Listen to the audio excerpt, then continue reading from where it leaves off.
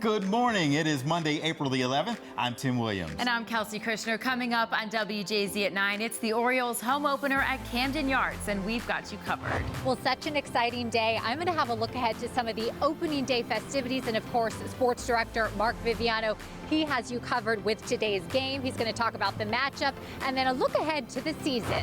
And I'm Marty Bass with Sean Stryker. These days you can get a whole lot more to Ballpark other than peanuts and Cracker Jacks. All right, you got my attention talking food. We're also talking merchandise. You ready to play ball? You bet I am. WJZ at 9 starts right now.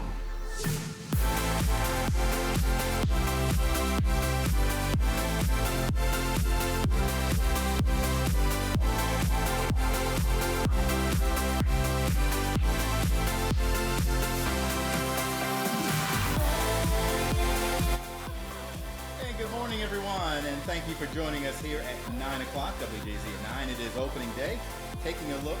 A live look right now over Camden Yards through Chopper 13. It is Monday, April 11th, opening day. We are so excited for today. We're live at the ballpark. We've got Marty, we've got Sean, who are scoping out the new food additions, but we want to begin with Mark and Meg. Meg, you've been at that ballpark all morning. What are things like now?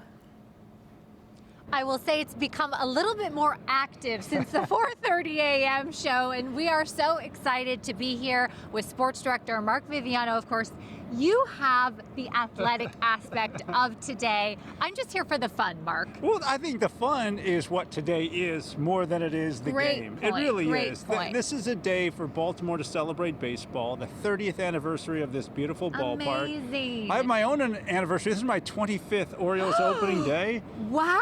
I mean, that just means I'm old. No, it does not. It means you're very experienced, Mark. And it never gets old, though. I mean, whether the team is expected to do great or not, this is a day Baltimore celebrates its Orioles, and folks come out and enjoy the history, the excitement. Hopefully they get a win. They're due. Yes, They're going to get a win here We'd today. like that. We're going to be hearing from General Manager Mike Elias, the architect behind this rebuild of this team. And we'll get into some thoughts with the players about the season, the ballpark. Yep. Even a couple of dads that I talked to about being young dads. Aww. There's a lot to go on here, and it is a celebration. It's a lot of fun. I agree, and we are here for it all. We can't wait, so check back with us in just a moment, but back to you guys. Well, Meg and Mark, thank you very much, and we definitely will check back in just a few minutes. And we want to bring in Sean and Marty. Good morning to you guys. Well, good morning, everyone. Just to answer some emails before they're even sent. Why am I not taller than a guy who is 7 foot 4 inches tall? Show them. I came up, they said, stand on this box. It'll be a better shot next to Sean. How you doing, Marty? I know you're excited to be down here. You said you haven't been able to come out to opening day because you're usually in the studio, we're out having fun this morning. Everything Mark said, I second with great emotion. This day is a point in the year where Baltimore mentally morphs into spring, whether it's a chilly morning or not. Spring and then summer begin right here, right now. And it certainly was a chilly morning, but we don't need the temperatures to get us excited. The sun is coming up. We're getting excited. We're ready for the game. And today we're talking the new merchandise and we're talking new food. And I will tell you this, a ballpark when it's empty, you can really see it. For 30 years, it sure doesn't look it. This place sparkles right now. It's spectacular. We'll have more coming up shortly. Now we'll throw it back to you. All right, Marty and Sean, thank you very much. Well, certainly we have had chilly start to this day. We've had a very chilly start to the day. You know, we've been looking at a frost advisory that is in effect until 9 o'clock, and now, as of now, pretty much, it has dropped off. That's a beautiful thing. It just shows us that the temperatures are now rebounding and responding very nicely to the sun coming up. So that is the frame there that shows you when it all was lifted at 9 o'clock. 47 degrees is where we're sitting right now at Central Maryland, 37 in Cumberland. We have 48 in Easton, 49 in Ocean City. So with that 47 there, we'll talk about 50 degrees right around pregame time. It's going to get up there very quickly. Clear and cool for the start, and then breezy and mild. Temperatures getting into the low to mid 60s for the day under mostly sunny skies. We'll have some sun through the afternoon and evening. Clouds will increase, and then we'll talk about temperatures for the rest of the week near 80 degrees. We'll have that coming up in just a moment. It's almost like Mother Nature knows that it's the home opener today, so it sounds like perfect weather to play some baseball. All right, we want to go back out live to Mark and Meg at the ballpark. So it looks like they have some company out there. Mark and Meg, good afternoon, good morning.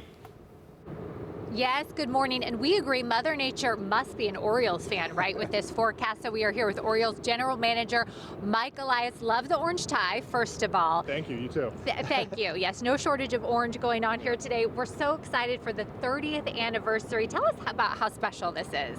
Yeah, it's going to be quite something. I mean, I think, first of all, the weather's more than cooperating. It's a perfect day. The ballpark looks beautiful. The field looks beautiful. I always love seeing this place full. I think for me, it's more special because the last couple of years, we really weren't able to do this. So, you know, we're kind of back in full force for opening day, and it's going to be Camden Yards in all its glory. Absolutely. Michael, let's talk about Baltimore history and the 30th anniversary of Camden Yards. Your history, everybody knows you were with the Astros, but you grew up in this region. You came to Camden Yards as a young man. Did you do any opening days? I don't think so. I grew up in Northern Virginia. We used to come up a couple times a year in the 90s, and you know, it was just a raging place at that time, and you know, I've been here kind of ever since in a way. So this, to me, my history here goes back a long way. So the 30th anniversary, it's amazing how the time flies. You have undertaken a huge project. You are making progress. You have preached patience. We're seeing some of the results. Give the fans an idea of what to expect at this stage now as you enter year 4 of your project.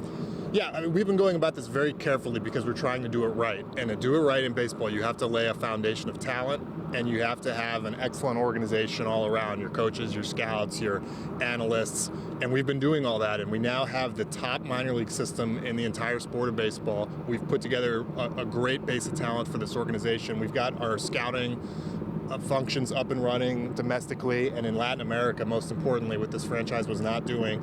And we have several young players on this team that have started to establish themselves as potential young stars in the majors. So we still have ways to go. Our division is incredibly challenging, but we're right where we need to be to launch forward for the next few years.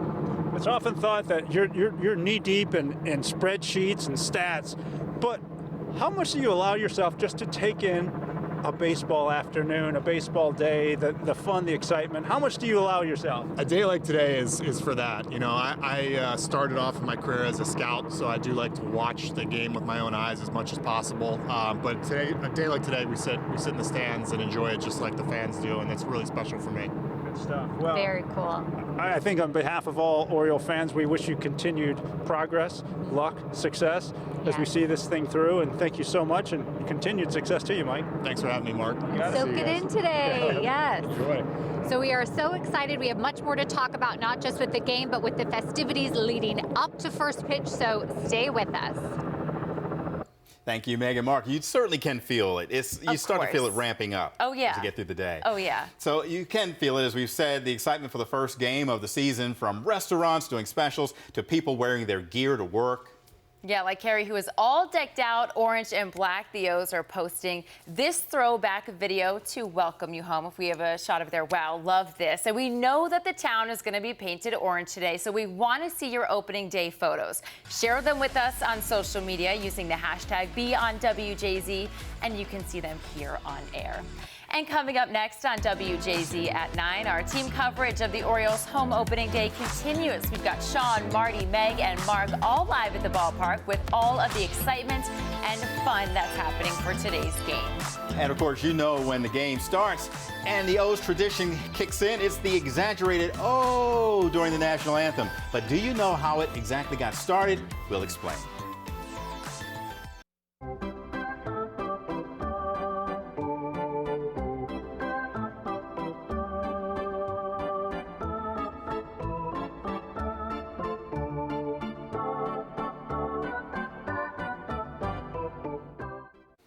And we love our bird. We certainly do. So as Mark mentioned at the top of the hour, this is not his first opening day. And we want to go back out to Mark and Meg. And Mark, especially, you have seen a lot of changes throughout these years, right? Well, we all see changes. I see Meg's wardrobe change. Transitioning from the purple to the orange, of course. Nice. You are so good at that. I'm on it, Mark. Well, That's my specialty. I've mentioned this is my 25th Orioles opening day. In one way, there's so many ways to mark time, you know, and one of them is I've noticed over the years Oriole players with their young kids. And I've seen for instance, Cal Ripken's son, Ryan, grow up to be now a professional baseball player, and I saw him when he was just a little toddler. I mean, that's one way to look at it. Okay, the Orioles are a very young team, so not a lot of guys are married. Very few of them have children. Outfielder Austin Hayes is a baseball dad. Last season was his first as a father. He talked about having newfound dad strength, and sure enough, hit 22 home runs. That's the most in his career. Now, Hayes and his wife Samantha welcome their newest addition to the Orioles family. Baby Hayden joins his brother Levi. Baseball's famous for father-son combinations, dads and sons playing catch. I got some thoughts from a couple Oriole dads. It's the best thing that ever could have happened to me. I know as baseball players, at times we struggle to leave what happens at the field, and we let those things kind of carry into our everyday lives. But my son doesn't care about what happens at the field that day. I come home and, he smiles, he's happy to see me, so it makes it a lot easier to leave whatever happens at the field and just carry on to the next day, because no matter what, I know I'm going to go home and he's going to have a smile on his face. You're a baseball player, but you're a dad now, too. How does that impact you? I know baseball's baseball, but life and that aspect of having that little guy, you miss him, you play for him, all that stuff. Tell me about it. It's the coolest thing in the world. I mean, watching him develop, watching him grow, that comes first. Baseball comes second for sure. I mean, it's one of those things, like it's going to be really cool seeing him, after games running up to me and just sitting in the stands and seeing the videos of him watching. It's the coolest thing in the world, and I wouldn't give anything else for it. If mom and dad are athletes, that's pressure on little man already. How are you going to deal with that? Man, I'm not going to press him too hard. To be honest, he can be what he wants. Whatever he's good at. I just want him to be good at something. Just try really hard at something. That's all that matters. Just try to get better. Try to be a good person. That's really all that matters. John Means, his wife Carolyn was a professional soccer player. Whoa! So their son McCoy, there's some good genes going on there. Probably, yes, but I like what he said. Whatever he wants to do, no pressure, good attitude. As a father myself, that is so true. Okay. That is a great equalizer. Little kids, because they don't know and they don't care, but they know and want love, and you can give it to them, and that makes it all good. Absolutely. And we are loving being down here at Oriole Park, Camden Yards, the 30th anniversary. We'll have more coming up, but for now, I'll send it back to you guys. Tim, Kelsey. All right, Megan Mark, thank you very much. Then who knows? Maybe some of those kids become what? Future baseball players? Yeah, never know. Got two, they might be. All right, thanks, guys. Our team coverage continues with Sean and Marty with some O's history. Hey, guys.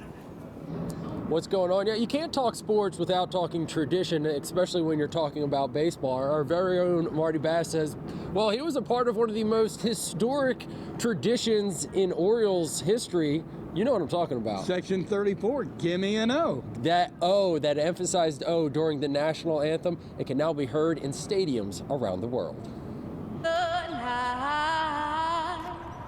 In the world of sports traditions, this one can't be missed. An emphasized O during the national anthem. Now you hear it everywhere you go. A rallying cry for the Baltimore Orioles, a tell sign you aren't alone, even in enemy territory. You hear an O and you'd be like, oh my gosh, there's people here from Baltimore. If it's not there, like what's wrong with these people? Now heard in stadiums around the world, its origins remain as Baltimore as the team it was born to support. The date was 1979. The Orioles were on their way to winning the pennant, and the now notorious Section 34 was just beginning to make a name for itself. We were known as the Roar from 34. There will never be anything like that again in sports. A section made up of rowdy fans that sent cheers raining down on opposing players. The Orioles loved us that year. They would sit in the dugout and they'd wave white towels when they wanted us to make noise. Usually when it was a full count with the other team or whatever. They're cheers that would electrify the crowd and bring together people from all walks of life. People from all over the county, from all over the Maryland, Pennsylvania, we'd sit together and have fun. Nearly 43 years later, they still gather at an annual reunion. Glenn! How you doing, sweetie? Oh, I'm good. How are you? Mary Powers is a popular person at the party. What do you say, Miss Mary?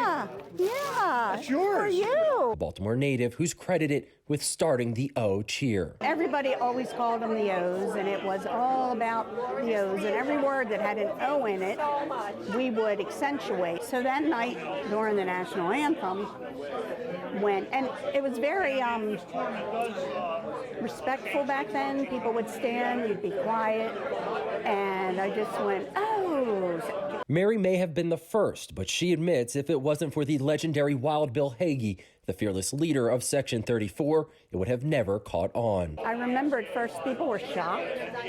People gave me dirty looks. They were, but then Wild Bill kind of thought it was funny.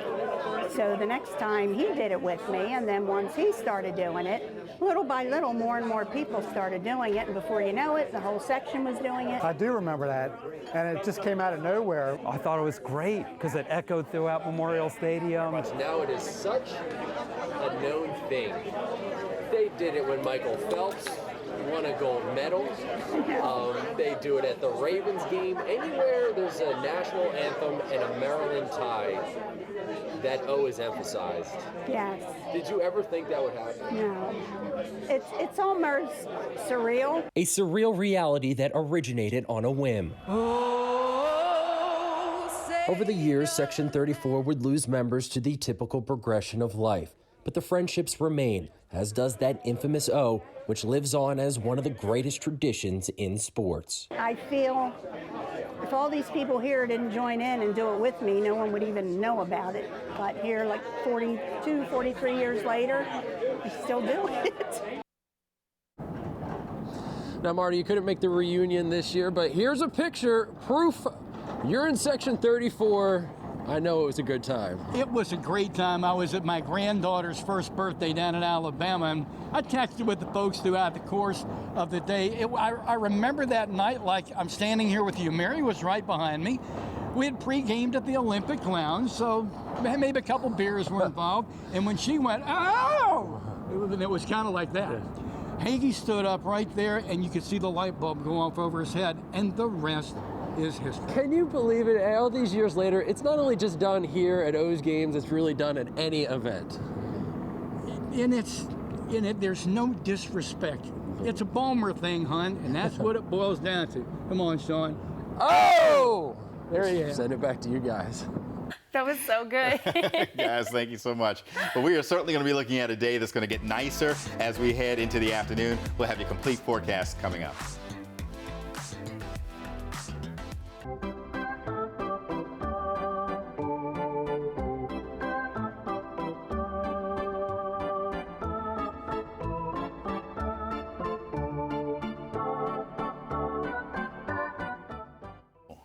It's the longest brick building on the East Coast. That's pretty nice. I didn't know that. I know, the things you learn on WJZ at 9. You know, we are looking at a day that's starting off on the chilly side. Of course, we had a frost advisory in place early this morning. It lifted right at 9 o'clock. But the sunshine really is making a difference. We see that sun shining over the ballpark. It's just going to be really, really nice. Starting off right now, this 9 o'clock hour, we're close to 9:30, 47 degrees or so at BWI Marshall, 47 right now down towards Salisbury. We have 37 cold degrees out in Cumberland. But the winds are going to shift. They're going to be coming in from the south, and that's going to help usher in the milder temperatures. Wind not a factor right now, not a windy day at all. If there's a light breeze at the ballpark, that is all of it. Now, warmer air is moving on into the region. It will be here really starting this afternoon and through tomorrow and the rest of the week. But the warmer air comes with a chance for showers. So what that's going to mean for us is that temperatures will exceed our normal highs, which is now in the low 60s. Today is a normal high, and then we go into the 70s and near 80-degree range for the rest of the week. So today, Pre-game forecast under sunny skies. We're looking at clear and cool conditions right around 50 degrees, as you see. And then breezy, light, very light breeze, and up to about 62 degrees. Our high in the afternoon about 64. And then we're looking at partly sunny conditions through the afternoon. I don't know if there's a post-game, like a tailgate. I don't know what folks will be doing after, but whatever they're going to be doing, the weather's cooperating. So it's going to be a pretty nice afternoon, perfect for an opening day. It's almost as if Mother Nature knew that today was going to be the Orioles home opener. Well, we did see some orange on the sunrise, so I think that was our key. That was our key. All right, now we want to go back out live to Sean and Marty, and it looks like you guys have moved. Where are you now? We're in the Orioles team store, and there's an economic reality to any sport team in any sport in any league. And that is teams rely on the sales of merch, of food, and of real estate in the form of parking places, permanent seat license where they have them, or skyboxes. I mean, you got to pay the bills. Plus, merch is really important. It's civic pride. You put your orange on and you go to a ball game. It just makes you feel good, makes you feel cool, makes you feel a part of the team. When I walked into the team store today, though, it is set up pristine condition. Obviously, nobody has been in here yet, so just take a look at this hat wall. If this doesn't make you want to buy a hat, I don't know what will. All shapes, all sizes, all colors. They got it all, Marty. Dustin's with us right now, the Orioles team. So how many different, do you know off the top of your head, no pun intended, how many different style hats you guys have? We would have easily over 400 different styles through the youth, through the adult, through the ladies. We want our fans to come in and say, oh, I like that hat, but I also like that hat, so I need to grab both of them. Yeah, but you just take two of them, right? But you know, it's such an iconic logo. You've got to be really careful when you are, well, what are we going to sell it on? How are we going to portray it? I mean, this is iconic. And over the past, I'd say, couple decades, the actual O itself. On your hat, on my hat, the bird's wearing an O. And these O's are pretty cool. Hey, beyond the hats, let me ask you a quick question. We're doing the jerseys. We had the men's, the ladies. Anything new this year? Yeah, there's quite a bit new. Obviously, the 30th anniversary is huge to us this year. We want fans, like you guys were talking about. It's really important to be from Baltimore, and we're blessed to have a stadium like this. So anything that signifies the 30th anniversary through the novelty categories all the way up through headwear and apparel, we're offering those items to our fans so they can take something home with them after they visit the cathedral that's Camden Yards. And I gotta ask, I see the bat barrels. Are those cups? I mean, I've seen these online. Tell me about those. Yeah, they are. They're recycled bats. They hollow out the center.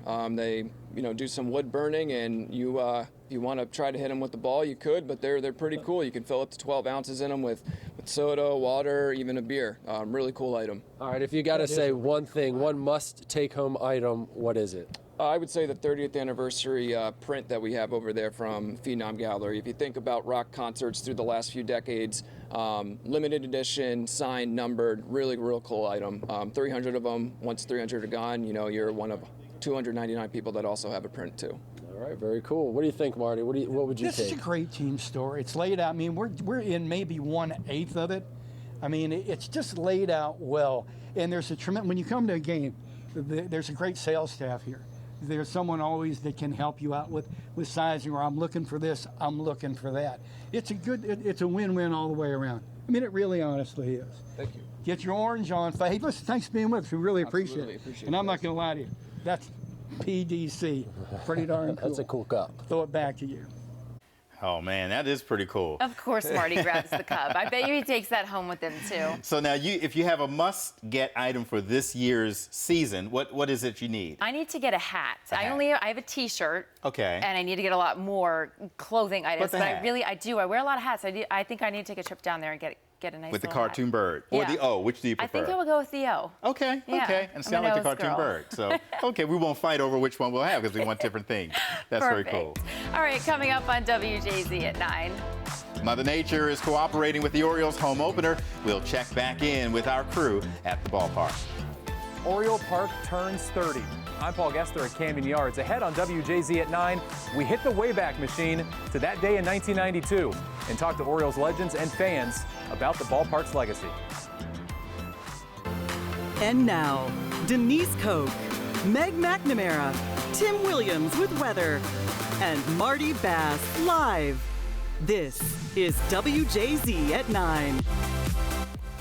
Well, good morning again, everyone. Happy Monday to you. It is Monday, April the 11th, also known as opening day at Camden Yards. Very important day. Taking a live look through Chopper 13 at the ballpark. It is a beautiful day for some baseball. Hello again. I'm Kelsey Kushner. And I'm Tim Williams. It really is. Denise is off. Of course, Meg is down at the ballpark. She's just off the desk, but she's still around. She is, and she is having so much fun with sports director Mark Viviano. And we also have Sean and Marty down at Oriole Park. But first, Meg and Mark, what's going on in your location inside the ballpark? Well, we're warming up a little bit here. It is definitely beautiful, still on the chilly side, but we're having fun. This is such an exciting day. And it's an anniversary not just for Oriole Park, but for Mark Viviano. All right, 25 years I've been doing this. Again, that's amazing. You only missed 5 years here. It's humbling and also striking when fans come up to me and say, I watched you when I was a kid. It's like, oh, they should not say that. please. Don't say that. It's No, okay. no, no. I handle it well. Okay, good. Like good. you said, experience. It's all good. So Yes. we're going to talk about this ballpark. We want to talk about what's different. Yes. Like you can evolve even when you're 30. You'll get to 30 one day, Meg. I can't wait. You'll I get hope. that. And when you do, you'll say, oh, I can change. Yes. Well, Oriole Park certainly has changed. And the greatest change you're going to see if you're out here today or watching on TV is the left field fence. The left field fence. I mean, it's a place where home runs have flown out of here for years, but it's new and it's different. We got our first up close look at it last week. The workers were still putting their finishing touches on it. Oh, it's done. It's good. And I spoke with some Oriole pitchers who like it and hitters who are like, what? Here's what some of them had to say about the new look left field here at the 30-year-old Camden Yards. Well, we'll be hearing from them. Yes, we can't wait. That was a great tease, though, Mark. Now we're on the edge of our seat waiting to hear. What we wanted to hear is about this ballpark and Yes. its history. Yes. Paul Gessler, he's An amazing reporter. Amazing reporter and a baseball fan. Yes, I'm so excited. And he's dug into some of the WJZ video vault as we look back at these 30 years. Nobody does it better than Paul. A look at Camden Yards at age 30. The video from 1992 may look old, but the ballpark does not. Oriole Park at Camden Yards turns 30. Not only was it the new ballpark, but we had hopes for the team. Fan Wes Michael was there for Game 1. Billy Ripken bunted home a run. Michael lived just 2 blocks away and wasn't sold on the new stadium when the 4-year construction began. I remember walking by and said, they're going to put a stadium here? A team of archaeologists found items dating back to the Revolutionary War. Babe Ruth's father had run a tavern that was located in shallow center field. This is the back entrance to the Ruth Saloon site. While the build continued, the Orioles wrapped up the Memorial Stadium era. A lot of people in Baltimore didn't want to leave Memorial Stadium, and I was among them. So many people I knew said, we don't need a new stadium. Memorial Stadium is fine. Just fix it up a bit. And then they opened this, and I never heard anybody say that. You stepped one step in Camden Yards, even at the time before it was finished, and you went, man, this place is awesome. Cal Ripken Jr. was there, of course. This was the place to be in April of 1992. And as quick as a wink, opening day. He watched as then President Bush threw out the first pitch, and future President Bush was there with him. The greatest part, I thought, was it's a new stadium, but it felt like baseball had been played there before. Once you came here, it felt like you'd been here forever. Team historian Bill Stetka was the official scorer that day. He says officials considered a stadium in Port Covington, Columbia, Timonium, even Laurel. But Governor Schaefer pressed for downtown, just blocks away from the city's crown jewel, the Inner Harbor. There is going to be a baseball stadium in Baltimore in 1992. The plans are drawn up and folks are already anticipating an all-star game. There was an all-star game, 21-31. The Pope came. Now it's also an attraction to music icons. It has gotten actually better over the years. It's almost like Disney World for baseball fans. You don't see how the machine works. You just know that you go there and you have a magical experience. Sean Hearn with the Babe Ruth Birthplace Museum says Oriole Park was a trendsetter. I think it was the most significant sports architecture creation since the construction of Yankee Stadium in 1923. It started a revolution. We meant for it to be something fantastic for Baltimore. We had no idea that the rest of America would look at this park and say, there's some inspiration for us. The design was headed by Janet Marie Smith, the team's former vice president of planning and development. She's featured in the Baseball Hall of Fame, as she should be, but she brought with her team a whole new look and a whole new perspective of baseball. So much charm, beautiful. Janet Marie Smith just designed an incredibly beautiful stadium. It seems so fresh and new, and every time we have an anniversary, well, we still think it seems so fresh and new. She's most proud of Utah Street, which runs along the warehouse. It wasn't just a warehouse, it was a 1,000-foot long warehouse, so it's the size that made it so special. The warehouse gave it its signature look. It just made it feel homey. The decision to keep the warehouse really gave it an older sort of feel. You know, redoing that, and it gave it an intimate feel. Somebody could have easily, years before, gotten ahead of the game and torn it down. Thank God, you know, nobody got around to it. Smith says there were designs without or with some of the warehouse, but it shaped how the field would play. It makes you feel part of the game, and it gives reasons for fans to want to come back. The asymmetric outfield, the brick construction, being built within the contours of the streets around it. More than 500,000 bricks and 5,000 tons of steel later, Oriole Park raised the modern ballpark standard. I think part of it is due to Camden Yards. Everybody else realized what crummy stadiums they had. All of the ones that have come since are special, but they're still not quite an Oriole Park at Camden Yards. There have been modifications, of course, on the field and off, but Oriole Park, in large part, is the same now as '92. I mean, I'm sure it will stand the test of time. Camden Yards was done right, the first time, and it's a special place, and it'd be hard to improve upon that. You can't improve upon perfection. Yes, indeed. It's a beautiful day to be at this beautiful stadium. We have Paul Gessler here, and you're going to tell us a little bit more about the things you learned about on this historic anniversary. So much more we could have fit in that piece, and I look forward to sharing a few of those nuggets with you after the break. We can't wait. Stay with us.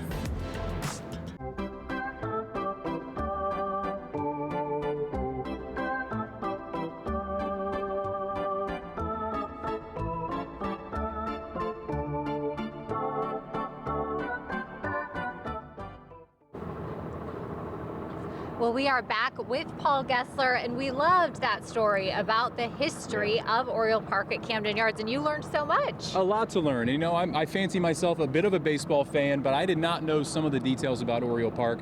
Obviously, the Babe Ruth Birthplace Museum is just a few blocks away. We know Babe's connection to Baltimore, but his parents ran a tavern, and I didn't know where, but apparently it was right here in center field.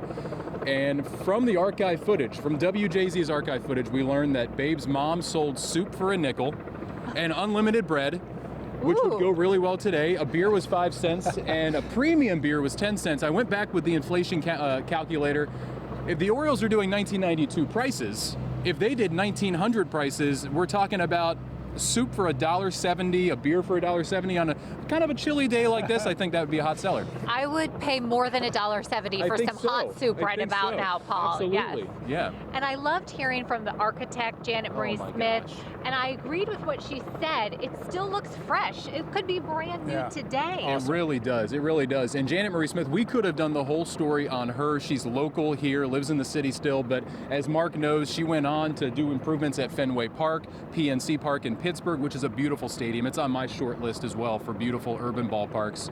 And now she works for the Dodgers, improving Chavez Ravine and Dodger Stadium there. So this was really what put her on the map, rightfully so, building a stadium to the specific confines of the streets around it and really incorporating the beautiful gems around the ballpark as well. By my count, there are at least a dozen other ballparks since built after Camden Yards that look a lot like Camden Yards, like the model holds. And what's most interesting about Oriole Park, and Janet Marie mentioned it, the warehouse. Two of the other parks that stand out that people say top three, Camden Yards, Pittsburgh, San Francisco. San Francisco has the bay, Pittsburgh has the water and the bridge in the distance. It is the surroundings that make the ballpark, too, that make them unique. And what I thought was really important when she said when they designed the stadium with the warehouse, they configured the field. It wasn't supposed to go this way. So once they decided we need to keep the warehouse, the playing field changed too. The home plate is where it is because of the warehouse. The scoreboard is where it is because of the warehouse, because they wanted to incorporate Utah Street. And when we talked to her, Meg, Camden Yards looks so new. It's among the oldest ballparks in the country. It's the 9th oldest ballpark, and it looks and feels like a brand new car. It feels like you're walking into it in 1992. That's the magic of Camden Yards, I think. And part of its legacy that we might be doing this story 60-year anniversary, 100-year anniversary, when we're all in our wheelchairs talking about how beautiful and new Oriole Park looks. I can't wait for it. I'll be there. Thank you, Paul, so much. So we loved hearing about that. And of course, we have more to talk about with the festivities for the Orioles opening day on this 30th anniversary. We'll be right back. All right, thank you, guys. And I think Mark will still be around for that 60th anniversary. Mark will definitely still be around for that. And that was such a great story done by Paul. Love to see how beautiful, Oriole Park is beautiful. And I love to, learn the history about it. I believe you're right. Exactly right. So, we're talking about the forecast. I believe you're going to enjoy the forecast as we get into the afternoon, because what we're talking about is a pregame around 50 degrees and into the 60s or so by the middle of the afternoon. And then right now the temperatures are sitting just around 50 degrees. degrees. And the winds, well, they're not really a factor right now. We're talking about the winds pretty calm around most of the area. The winds will be coming in from the south in a little bit. Now, as we take a look at the bigger picture, there is a warm front coming our way, and that warm front brings with it the chance for some showers for the next several days. But for today, we are dry with a good bit of sunshine. So the forecast for today, we're looking at temperatures right around 60 degrees, 64 or so. It turns milder, and then it looks like we go tonight down to about 51 degrees, and 7-day forecast is going to be looking pretty nice, and we'll talk about that in a little more detail coming up, but just know we're going to be right around 80 degrees by the middle of the week. All right, coming up on WJZ at 9, we check back in with Marty. Chef Carlos Romulo is with us right now. The song says, buy me some peanuts and Cracker Jacks, but in 2022, Sean, You know, we got much more than that. We'll be right back.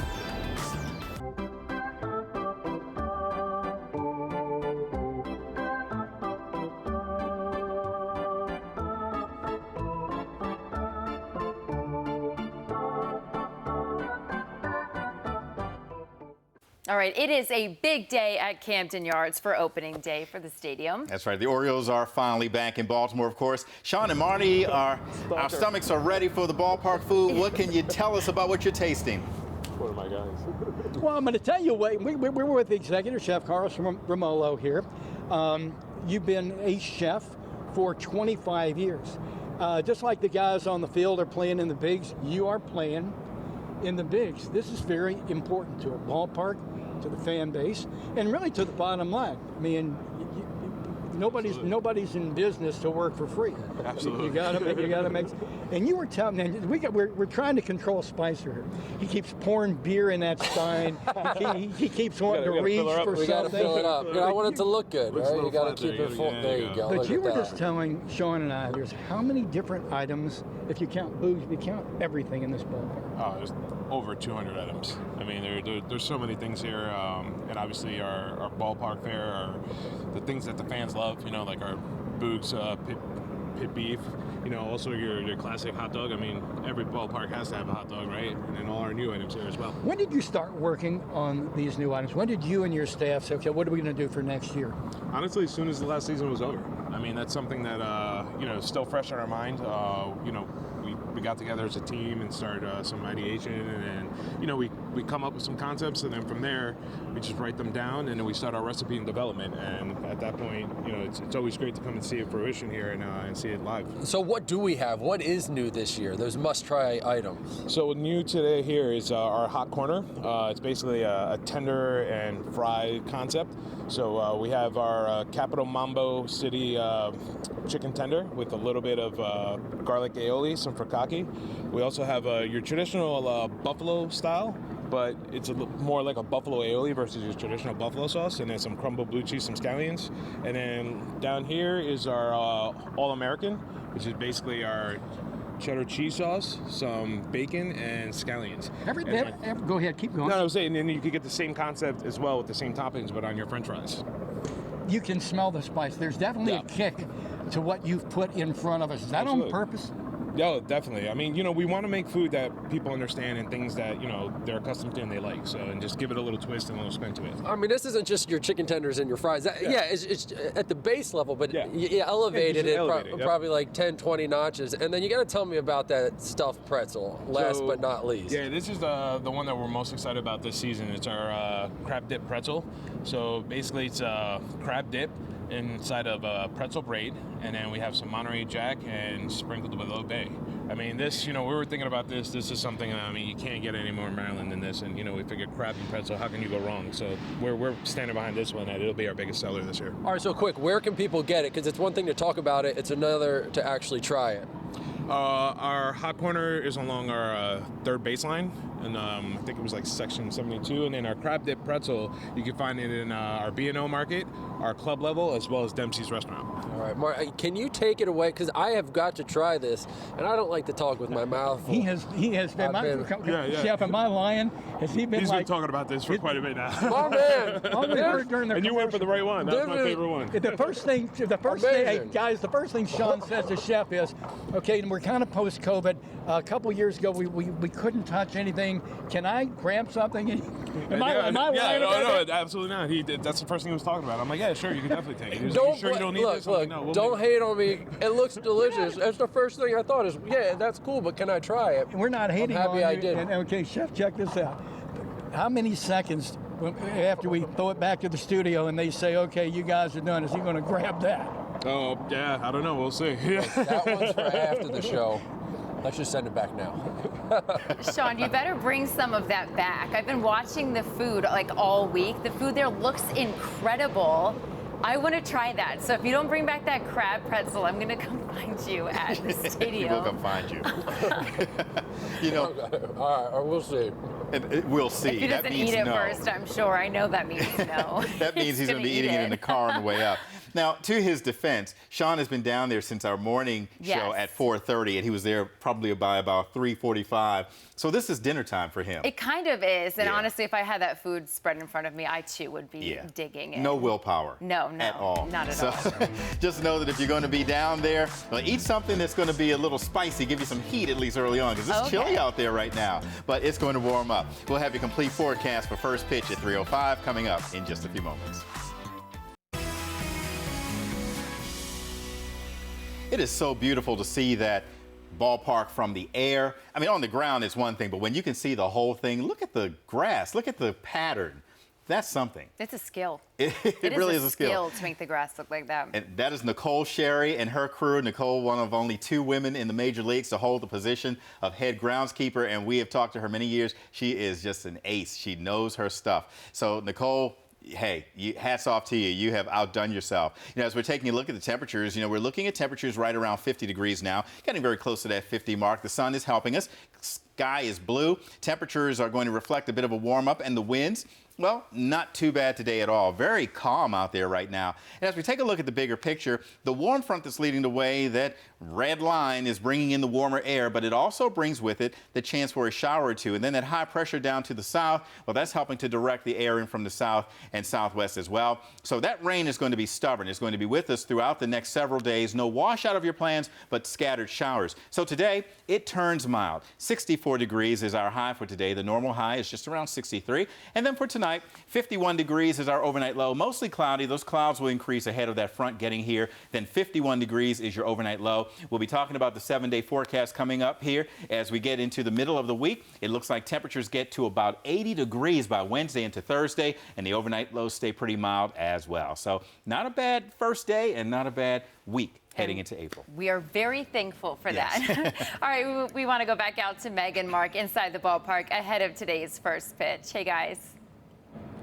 Yes, hi there, Kelsey. So Mark Viviano with the facts here, not just about sports, but about weather. So well, I do that for you. I'm grateful. I'm so impressed. So we heard Tim say that the high today going to be right around 64 degrees. So we're thinking at first pitch 62, and you're saying that the first game here 30 years ago at first pitch the temperature was 63 degrees. So we are just about matching that. We're going to be right in that neighborhood. If you're going to celebrate, make it real. Yes. Turn back the clock 30 years and have the exact same weather as we did back then. Yes. You know, one of the cool things we're looking forward to today, in addition to all the celebration and excitement, Bruce Zimmerman, who went to high school here in Baltimore. So cool. At Loyola. Yes. He's the first ever Baltimore-born pitcher to start opening day at this ballpark. That is He'll amazing. have family, he'll have friends. And let's hope for him he has a good outing, because Yes. the Orioles could use a win after starting with 3 defeats at Tampa Bay. Absolutely. So, Bruce, we are definitely wishing you all the best. And, you know, the gates open at 1:05, so don't dilly-dally, because the show starts at 2:15. That's when the opening day festivities begin. So you want Orange to be carpet. in your seat with your snack, ready to go. You know how to do it. Yes, we do. And we, of course, we want to see your pictures as well. So share them on social media. Use the hashtag #BeOnWJZ. Kelsey, Tim, we're so excited. Well, we can feel the excitement, and we are as well. And this has been a great morning, starting with 4:30 and right on into now. So as we leave you this morning, a special moment of Zen for this Orioles opening day. So enjoy an up-close view of an Oriole bird. Have a great day, everybody.